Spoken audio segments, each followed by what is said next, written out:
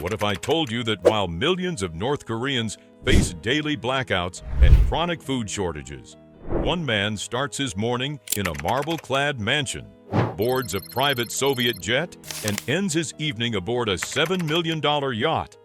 That man is Kim Jong Un.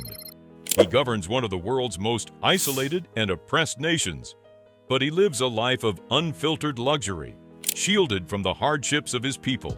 Private islands, bulletproof limousines, and Russian-made Urus sedans aren't fiction. They're just another Tuesday. Therefore, in this video, we'll take you inside a day in the lavish life of Kim Jong Un. From the palaces and parades to the yachts and secrets you were never meant to see. So if you're fascinated by the world's most powerful and private lives, don't forget to like, subscribe, and hit the bell icon, because what you're about to see is unlike anything in the modern world. Let's begin.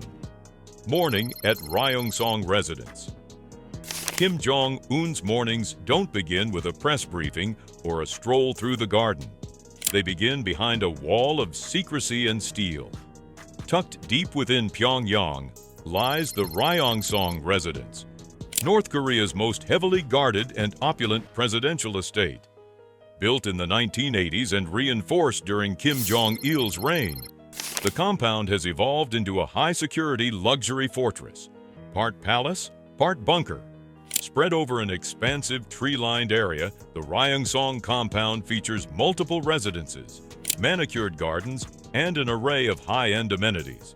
There's a luxurious indoor swimming pool, reportedly complete with a water slide and spa facilities, alongside a private shooting range and entertainment rooms worthy of royalty. But what truly sets it apart is the underground private train station, directly connected to other elite compounds and even Kim's office, ensuring that his movements can happen in total secrecy and security. Security here isn't just tight, it's militarized. The estate is surrounded by electric fences, watchtowers, and minefields, with layers of armed checkpoints patrolled 24/7 by elite guards from the Supreme Guard Command.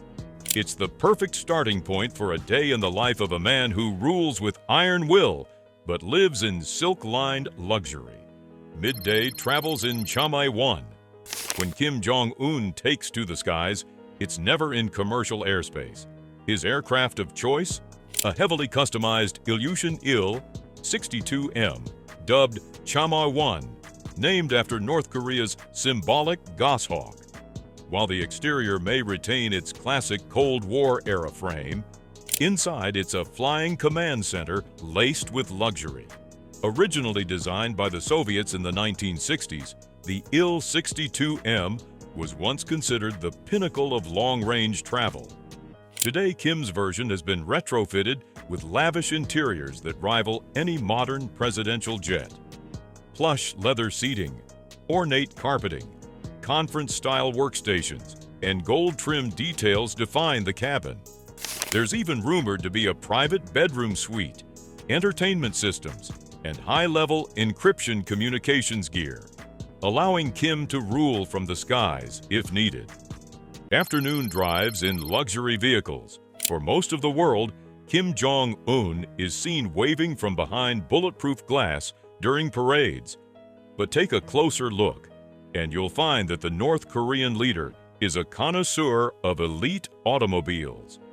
His taste leans toward the rare, the custom, and the heavily armored.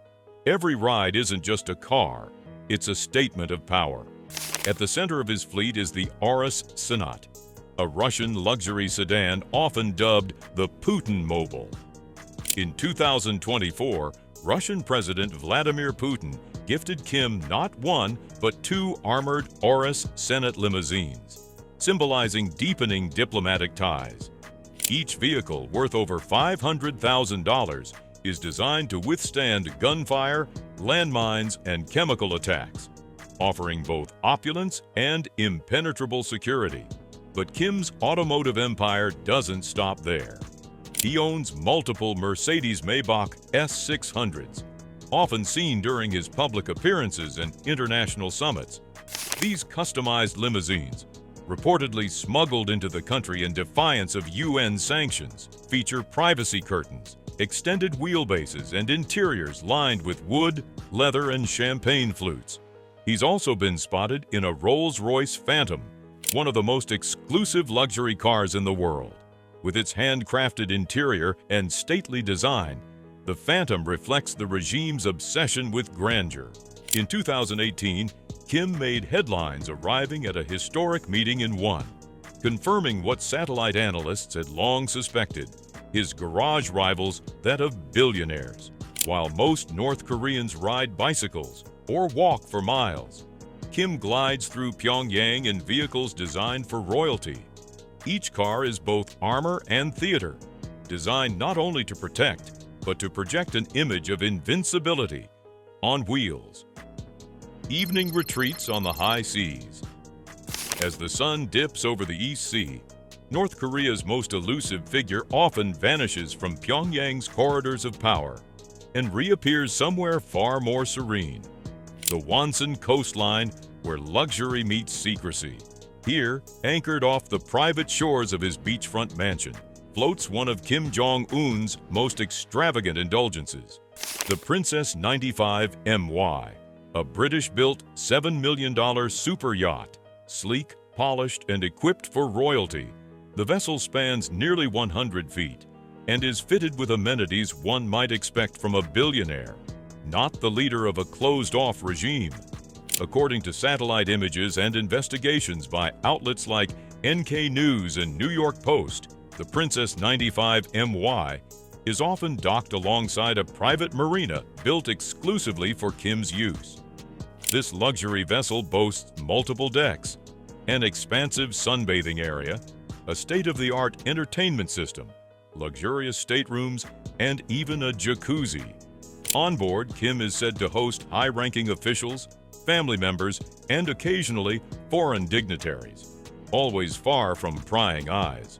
Exclusive recreational facilities. For a nation crippled by sanctions and plagued with food insecurity, the idea of luxury resorts might seem implausible, unless you're Kim Jong Un.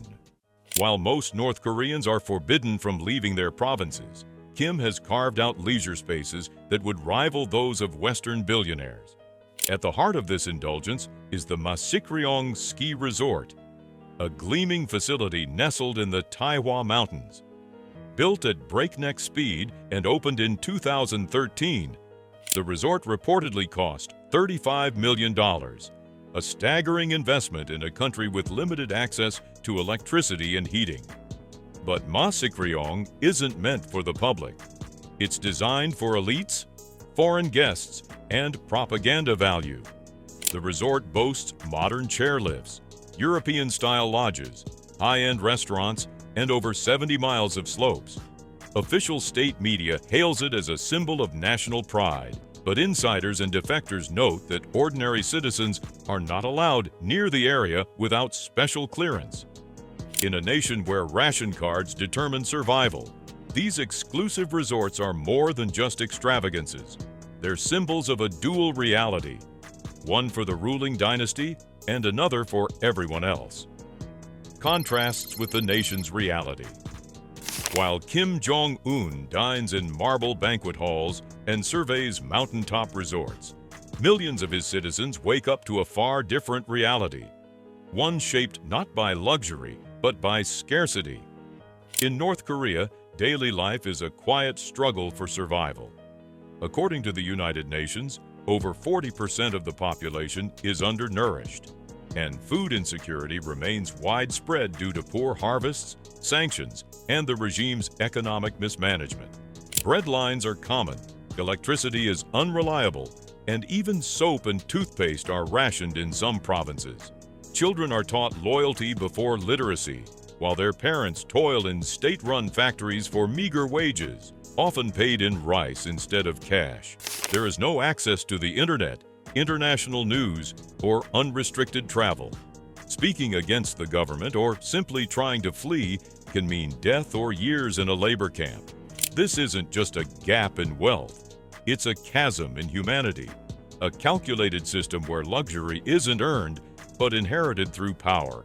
and suffering is woven into the national fabric to preserve control. North Korea doesn't merely tolerate inequality, it institutionalizes it. And at the very top of that gilded pyramid sits Kim Jong Un, untouched, unmoved, and unchallenged. What you've seen is just the surface. What lies beneath is darker. Subscribe and like to uncover the secrets they've tried to bury.